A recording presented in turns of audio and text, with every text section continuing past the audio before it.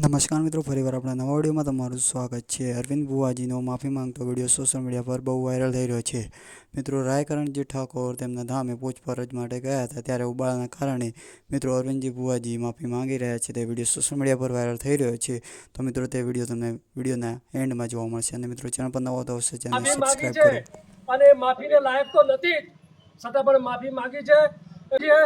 અને આવા પાખંડીઓ ક્યાંય પણ હવે તો તમે અમને કહેજો, અમે હવે કફન બાંધીને પડીએ છીએ, એની કોઈ ચિંતા ન કરતા કે અને એની માફી માંગી। જ્યાં ત્યારે આવ્યા ત્યારે એમને યમન ગતિ કરવા બેહાડ્યા, ખુરશી આડી અને એમને મને બે ત્રણ સવાલ પૂછ્યા કે ભાઈ આ રીતની વાત આ બધું હોય એવી અમારી બે વચ્ચે ચર્ચા ચાલુ હતી, બરોબર। અને એન્ડમાં વાત થઈ કે ભાઈ તમે આયા છો, તમે પૂછ્યું છે, બરોબર, એટલે શેના માટે પૂછો છો? એટલે એમને કીધું કે અમે તમારું આ બધું ચેક કરવા માટે આવ્યા છીએ, બરોબર।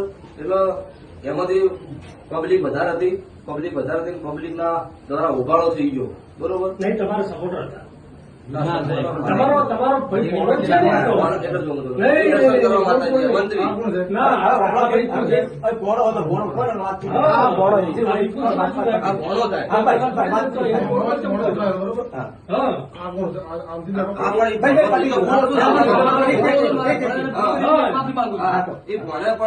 જે કોઈ કર્યું એને કાયદેસર માફી મંગાવીશું ભાઈ, બરોબર। એમાં કોઈ બીજી વાત નહીં કે ખોટું કર્યું છે ઈ તો એના ઘેર જતો રહે, ભોગવવા અમાર થાય એવો ધંધો કરવો નહીં, ભલે મારા ઘેર નહીં આવી ચાલશે।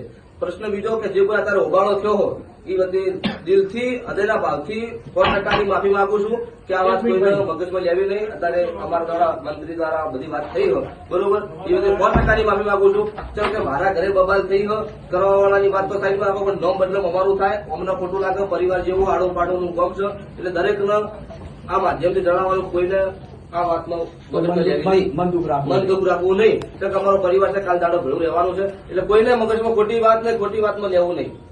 જય માતાજી।